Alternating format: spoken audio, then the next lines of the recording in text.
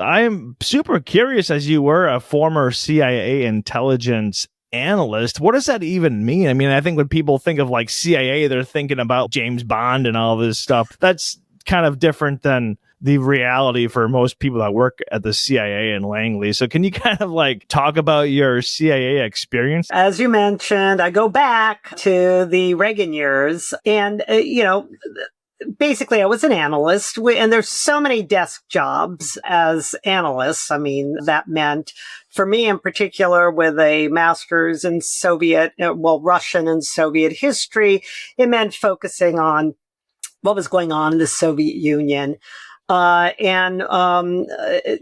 had different jobs within the agency, but my main focus, especially in the later days before I started a family and decided to resign to, raise my kids at home, I was focused mostly on propaganda, Soviet communist propaganda, media analysis.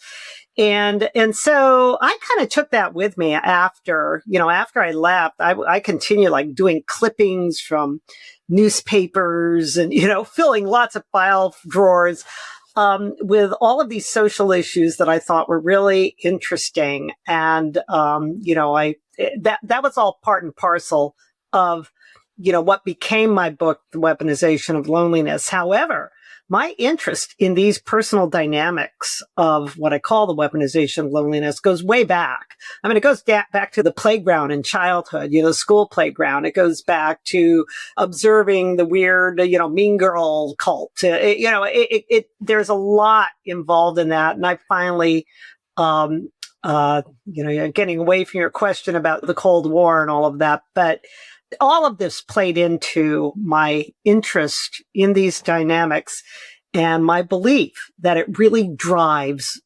so much in human affairs. I think almost everything in human affairs, in social, and how a society is maintained and built. Since your book's called The Weaponization of Loneliness, How Tyrants Stroke Our Fear of Isolation to Silence, Divide, and Conquer, this book was written in 2022, at least it was published in 2022, so I'm sure a lot of it was written during the pandemic, yes, which was, pretty much a classic example of weaponization of loneliness. But do you want to kind of give, your overall thesis of the book? And then also, how much did the pandemic play into it as well? Oh, well, I'll do your second question first. The pandemic really played into it because I thought that it really was clearly a dress rehearsal for what the weaponization of loneliness is all about, which is creating a social credit system. And a social credit system, for your listeners who may not know, is a system that's in place in China where your access to goods, to services, whether it's housing or transportation, even your ability to get on a bus, is based on your compliance and conformity with, the agenda that the elites are pushing. And of course, at the time, it was very, very clear. And it wasn't just in the US. It was global, what was going on. So it definitely played into it. And as far as your more general question about the thesis of the weaponization of loneliness, as I said after your intro, I believe it drives so much in human affairs. This fear that human beings have of isolation, of being socially rejected, is pretty much universal. And it is so hardwired into us because I believe that we were created for communion with God, communion with one another, and to be cut off from that makes us not only miserable creatures, but easily manipulated. And that is really what goes on when you think back to cancel culture or, being fired for not getting the injection or, any of these things, saying the wrong thing, the socially or politically incorrect thing that gets you canceled. All of that can bring about a whole environment of conformity and compliance. And bystanders are very susceptible to that as well. They just see what happens to the victim. And of course, you can control whole societies that way. And my background in the history of the Soviet Union, especially Stalin's reign of terror, and then you can carry that on into like Mao's Cultural Revolution, pretty much displays this, puts this on full display, that people can be easily isolated through that fear of being targeted, ridiculed. You saw it during the Black Lives Matter protests, right? I mean, you had to get down and apologize, for being an oppressor. So I came up with this theory, the machinery of loneliness, which, has like what I call the three-legged stool of tyranny, that has been going on all through history, but specifically modern history since the French Revolution. They didn't call it identity politics, but that's certainly what they were talking about, with the Jacobin reign of terror. They didn't call it political correctness, but if you said the wrong thing, you were, targeted. And of course, mob agitation, that was everywhere. I mean, you see it from the French Revolution to Mao's Cultural Revolution. So, I don't know how specifically that answers your question, but that is kind of my thesis in a nutshell, that this is the uses of isolation as a political and social weapon to enforce compliance on a society. In your book, you have this concept you talk about, which is called the almost psychopath. And I think you mentioned how it's something like 15% of people would fall into this category. And then how does that relate back to what you were studying in the 1980s? Like also it was like in Russia, like the people that were part of the USSR, did they think they were building heaven on earth, or were they just looking out for themselves? I mean, were they the sociopath? Yeah, no, I think you have to always paper over this, what we call the almost sociopath, which is actually the title of a book that I cite in there. I'm trying to remember the author, Silvers and Sean, I think. But they always have to paper over their behaviors that are what we would consider immoral with a sort of, do-gooder kind of thing. I call it pseudo-religion. It really amounts to that this ideology becomes a kind of religion to which they adhere very strongly. So they may not even be conscious of the immorality of what they're doing and the cruelty that they impose on others, but it's almost like an instinctive thing to control and instinctive and almost impulsive. I mean, if you look at, for example, what the World Economic Forum was doing, and you say, my book was published in 22. So a lot of this stuff was kind of at its height during the Biden presidency and the, firing of anybody who didn't get the injection and all of these kinds of things to try to control the society and bring it all in. You remember the phrase, you'll own nothing and you'll be happy, and the kind of social control. And again, getting back to the idea of the social credit system, the World Economic Forum was very deeply into that. And they determined at a certain point and came right out and said that the main threat to peace, or whatever you want to call it, stability, was free speech. I mean, they called it misinformation or disinformation, which really was a matter of believing that they needed to control all information, all conversations, really. And to control all conversations is to control all personal relationships. And that's really where the true power of the individual, the true power of a society lies, is in the extent to which you have freedom of speech, freedom of association. And you can see how that was being cut off through this mentality of the almost psychopath, that everybody had to be controlled. Their speech had to be controlled under the guise of controlling misinformation or disinformation. Their associations had to be controlled. Even their thoughts had to be controlled. because that is truly the source of all power. If you think about it, personal relationships, the ability to explore ideas with another person without the fear of being, canceled or punished, just to be able to talk and to speak openly. And that's how you establish strong relationships, strong associations. And that, of course, that's a decentralized process that is very threatening to those who wish to create a kind of a centralized totalitarianism. And you mentioned, they thought, do they think they're just doing this for the greater good? And I think they come to believe their own propaganda at a certain point. And that, this always tends to happen. And it also is sort of a pseudo religion, because you have to feel that you have purpose or a true, you need to justify that, these kinds of behaviors that can end up being very cruel.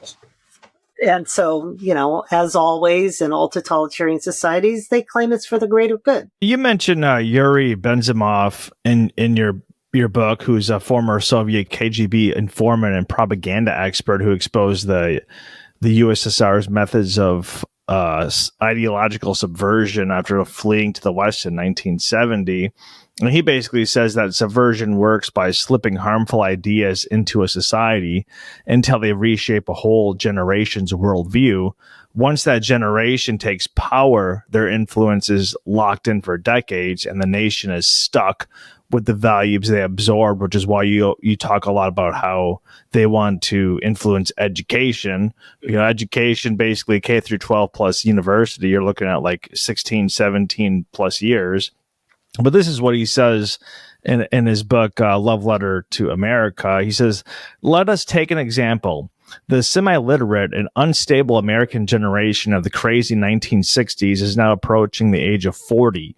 These people who are too preoccupied with protesting the Vietnam War, the drug rock music scene, taking part in love-ins, etc., to study and prepare for assuming their civic responsibilities, are now in positions of power and decision-making in government, business, media, social life, entertainment, Hollywood, military, and intelligence services. You are stuck with them until they retire or resign. At this age, people are usually set in their ways and you are stuck with them. This is going back to like the hippie generation. And when I talk to a lot of people that are kind of like the boomer age, I'm always shocked at what they think. I'm like, this is 2025. This isn't 1968. I'm not really sure what you're talking about. It is true they are stuck in their ways, and you mentioned a lot how you want to influence education, because you really can influence a whole generation. But I guess the ultimate question I kind of have with this is, we just saw Trump win the presidency in 2024 as the first Republican to win the popular vote since 2004, and only the second since the 1980s. It seems like, in my opinion, at least, the quote unquote elites overplayed their hand during the pandemic. And a lot of people kind of woke up, no pun intended, to what was going on. And I think the pendulum is swinging back the other way. Yeah, no, that's very interesting, Jesse. You speaking to boomers, of course, I'm a boomer myself, but yeah, those were weird days, heady days in the 1960s. So much was going on. There was so much rapid change. You had, it was just so much going on. This so-called sexual revolution, the moon landing, Woodstock, man, the music, the Beatles. There were a lot of heavy-duty influences on the boomer generation. I think, okay, I'm going to take what you said, piece by piece. Bezmenov, the boomers, and what was that last part there? You're kind of relating it to Trump and him winning the presidency after COVID, right? Yeah, absolutely. So the Bezmenov was fascinating to listen to his speeches, Love Letters to America and Love Letter to America, and he had this theory that there were 4 stages of subversion where you can subvert a free society so that it can no longer be free. And the first was demoralization. And that takes the longest time to establish. And I believe that the sense of isolation that people have gotten through political correctness, identity politics, the mobs, and all of that has really played into a sense of demoralization. And education and the corruption of education has played a huge part in that. The second, I might as well finish off the phase. The second phase was destabilization. After so many decades of demoralization, you're going to destabilize the whole system. And I think we saw that during the Obama years and how all the institutions just, kind of fell apart from their stated missions. Of course, that's been going on for a long time. And then the idea was to kind of normalize all of that. And I think that was supposed to be kind of Hillary Clinton's, if she had won in 2016, the third Obama term, that's where the normalization of all of that destabilization would take place. And then, of course, after that, the next one would have been the mopping up operation, which was called, I've forgotten the 4th term for that, but it was just, the kind of mop it all up. And then we have totally fundamentally transformed America as we ever knew it. And so Bezmenov was, a lot of people, started waking up to him during the COVID years. And the COVID elites really did overplay their hand. But I think that's mostly because there were certain people willing to speak up and stand their ground when nobody else would. And this would include the doctors I forgot what they call them, some freedom, who, at great personal cost, who stood up and spoke out. And really free speech, as I've said before, is a use it or lose it proposition. We stop speaking freely, you just lose it. So, but the elites really did overplay their hand. I think it's kind of like what they were trying to build really required, and still does actually. I mean, they're not going away. They're just kind of, in the background right now, but requires a very delicate balance. And if they lose that, the whole, house of cards collapses, right? And so, but the long march through the institutions that, the Frankfurt School was talking about 100 years ago to take over and create this collectivist society, with all of that, the institution of education was key. And, you mentioned education, Jesse, and the reason it's key to control that is because that's how you credential all of the other institutions, right?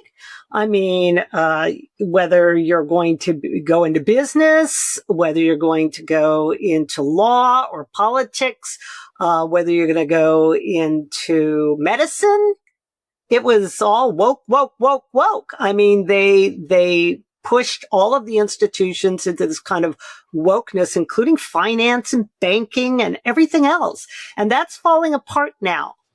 And, with the 2024 election, it looks like there is a good chance of reversing course.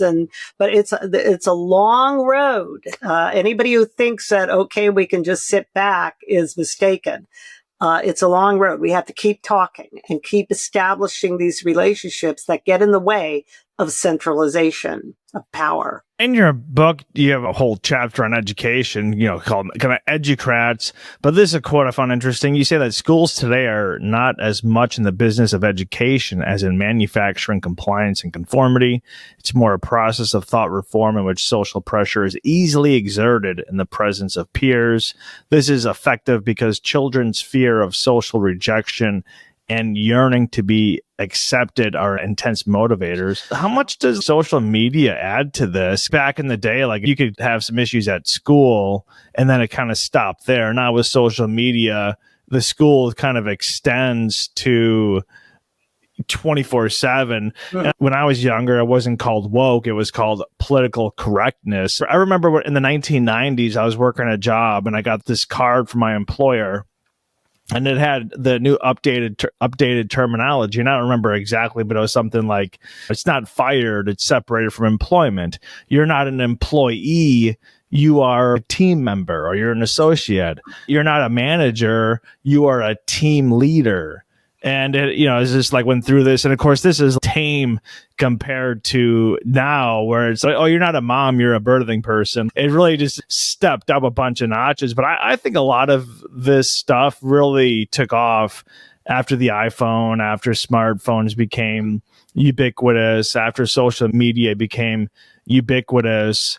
And I wondered with AI, where the hell are we going? If society could barely handle social media, what is like the age of AI?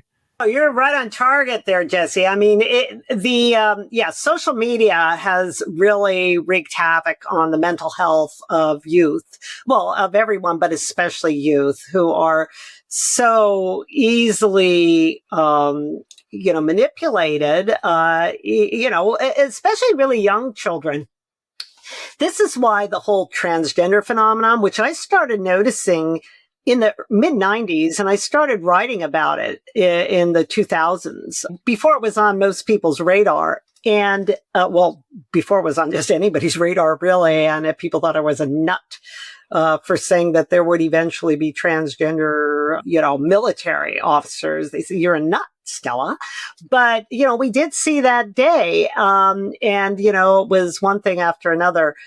And the reason, I'm going to digress a little bit and say, the reason in education that this whole gender ideology thing, and it's still around. I mean, I know, Fairfax County, other counties, I mean, it's still, they're trying to, under the guise again of equity and inclusion and all that, teach kids about, gender ideology and telling them that they are really neither a boy nor a girl, that they can decide before a kid can even process any of that.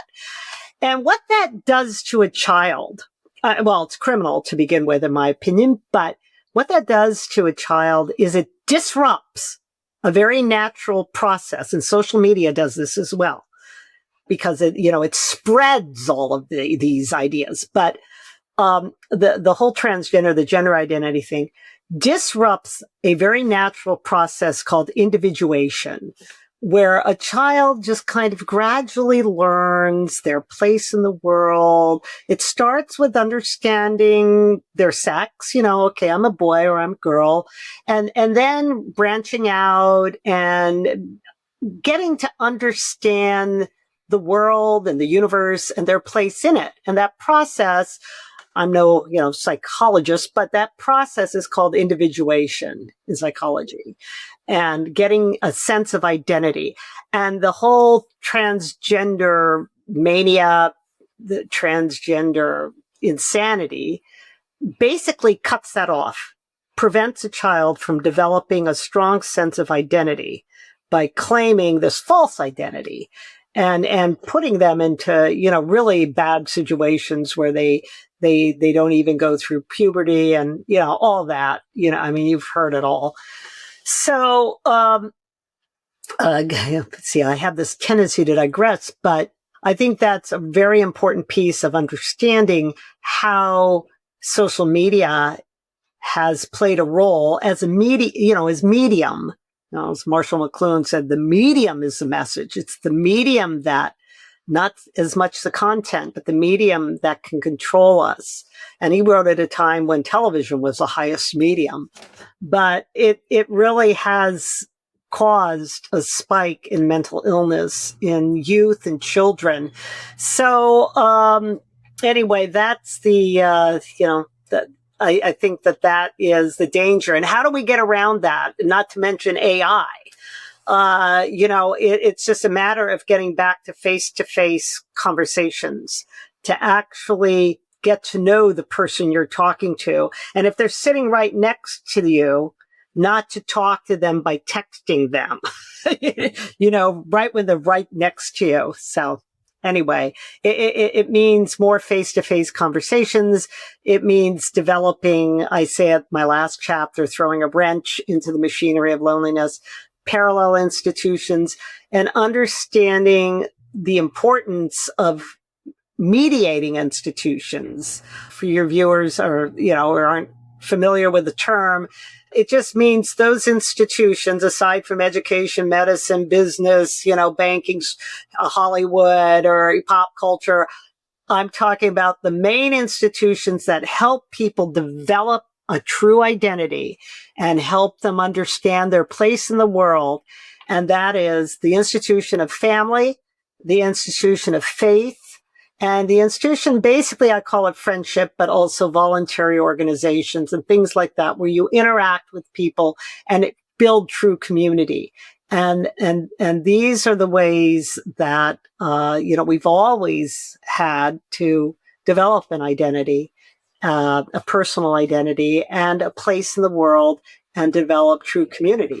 Where do you think we go from here? Like, how is the next 5-10 years going to play out? I mean, you talk a lot about motherhood, there's always been this attack on women, and especially women that want to be mothers. Like, being a mother is almost like a slur, especially by the left, versus, be like, some powerful girl boss and hate your life because you're stressed out and you're working 80-hour work weeks.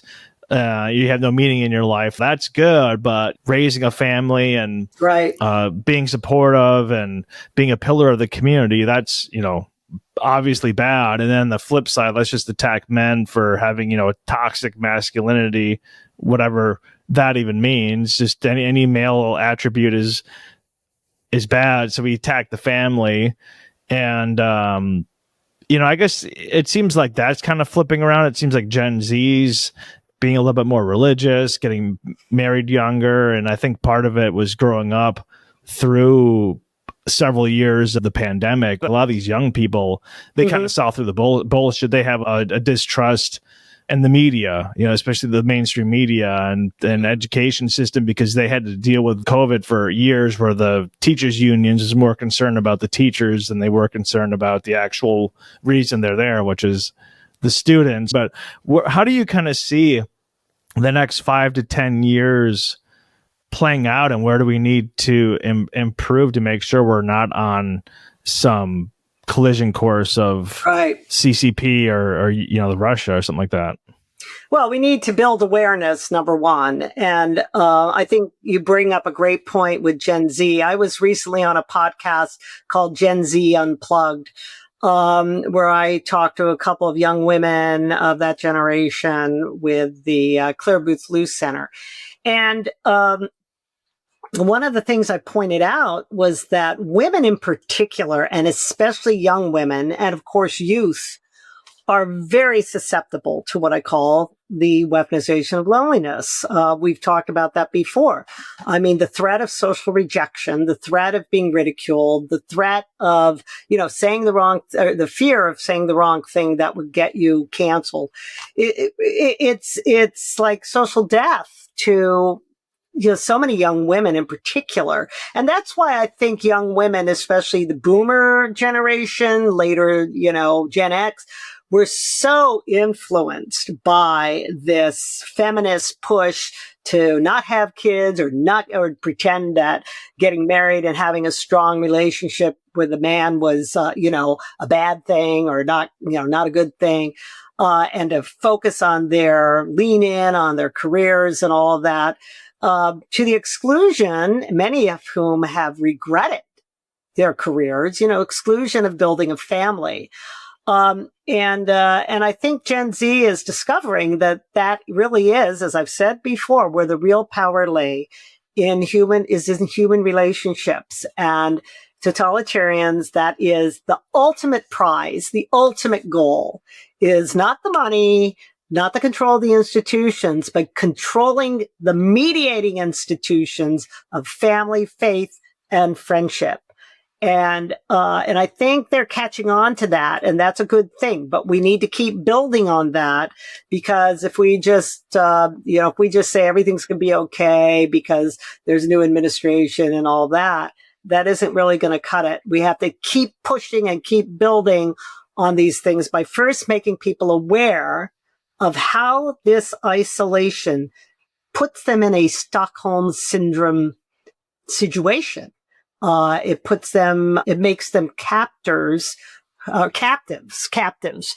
are at the mercy of their captors and end up becoming bonded with the captors. That's how it works. And that is how totalitarianism has always worked. And so as people develop, I mean, there's some wonderful trends now to try to get more civics education into schools, understanding what communism really is. I mean, it's slavery. I mean, face it, it's slavery. A tiny little minority controls the vast majority. I mean, that's what it is. And to help people understand these things as we become more aware of the process, it's not so much the villains as the process that we need to understand. And, so that's number one. Number two is building on those mediating institutions, building parallel policies, parallel institutions that can take the place of the corrupted institutions, like what's going on with education, where we can start teaching kids, giving them the framework that allows them to learn how to think clearly and independently. And then everything else will fall into place, but we can never forget these things. And there's all kinds of other bells and whistles on that, like an appreciation of real beauty in the public square. That helps build a sense of cohesion and stability. Beauty, to decriminalize comedy, okay? During the whole era of political correctness and COVID and everything, true comedy has been almost criminalized. You get canceled for making the wrong joke, right? Just like in the old Soviet Union. Just all these other things that, that we can do and build upon in just like individual ways to create a more civil society. One of the things I was kind of thinking is, so for university, there's more women that go to university than men. And then you graduate, but you have all this student debt. So even if you want to be like, oh, I want to be a stay-at-home mom or something like that, well, you still then have to have like, okay, I got $80,000 in student debt that I gotta pay off. Maybe it's not the wisest choice to actually be a stay-at-home mom. And just the economic situation. The fact is, why are we in K through 12 for 13 years? Why in the US is universities the average student in for 5.5 years, when in Europe and other countries it's like 3? Not to say that you shouldn't go to university. Obviously you do learn stuff, and if you want to get a job, there are good components of it. But the fact is, when you're taking on all this debt, it's easy to be like, oh, I'm kind of done with my career after 10 years and now I want to switch to motherhood. But it's really not that easy when you're talking about, and maybe especially now where a lot of, isn't it like women 30 and under make more money than men? So now all of a sudden the breadwinner now has to stay at home because she wants to raise the kid, and the guy who doesn't make as much money now is going to be the breadwinner. I mean, like, a lot of the way that these things line up just, to me, don't make a whole, it's going to make it really difficult, I think, to kind of flip some of this around. Yeah. No, I mean, the whole financial or economic situation, it was really almost felt like, when you look back on it, a huge trap that was laid to guide people into that kind of isolated sense of not really being able to do their heart's desire, to build a family or whatever. I mean, trapped by debt and, especially youth. But a lot of people, I mean, even households, with credit card debt and all of that, are kind of trapped. And then they end up having to, or feeling that they must take on a job that is not, not something that they prefer over, building a family. And you're right, there's been this whole issue with the change in the sex roles and so-called toxic masculinity and all these kind of manufactured, propagandized ideas that have poisoned poisoned society. And so, we get out of that by reconnecting with one another on a real level and understanding how important it is to build individual relationships, and to kind of think through a lot of the things, a lot of the garbage, dispose of a lot of the garbage that was taught, in K-12 and especially in universities, that was meant to guide us into these traps. And so, there was something else that I know escapes me now that was that I meant to connect with all of that. But yeah, you're right. This is that we're kind of making our way through a maze right now. I think, kind of a mass confusion, a fog. The fog seems to be lifting with a lot of people, but we have to develop that framework, that structure of basic knowledge that helps us learn to think, helps children learn to think through things. And, as I said, Gen Z is, there's a lot that's promising there, but you're right about the whole AI quote revolution and, social media and all of that. But I think a lot of people are starting to tire of that, which is a good thing.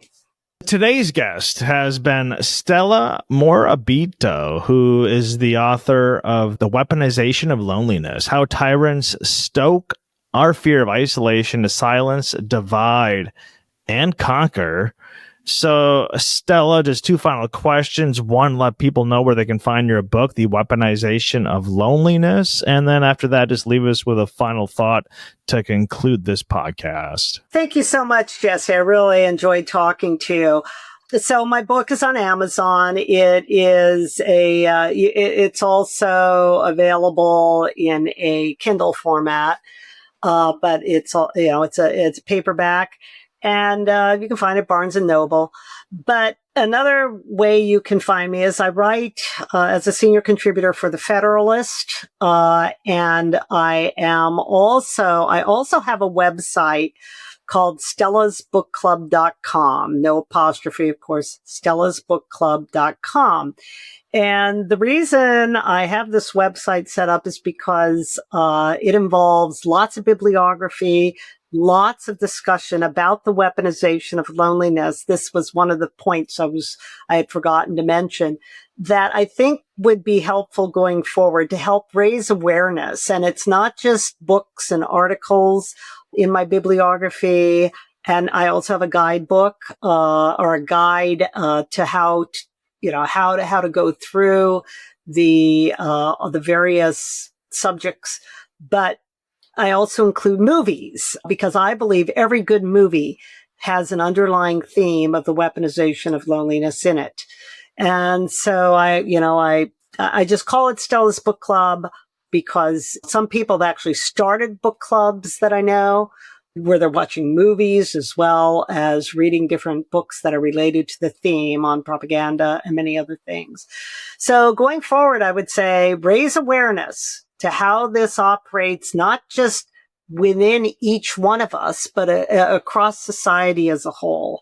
And I think we'll go a long way once we raise awareness to, getting beyond this awful era that we just lived through.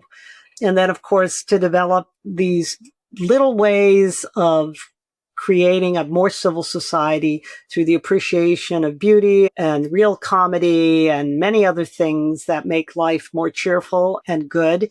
And to also especially maintain those mediating institutions of family, faith, and friendship. And that's what I would have to say about kind of working our way through the fog and working our way through this difficult time. My dear friends, that is it for this episode of El Podcast.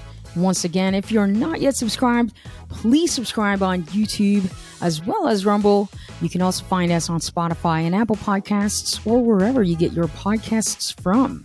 We thank you all from the bottom of our hearts for watching and listening, and we will see you on the next episode.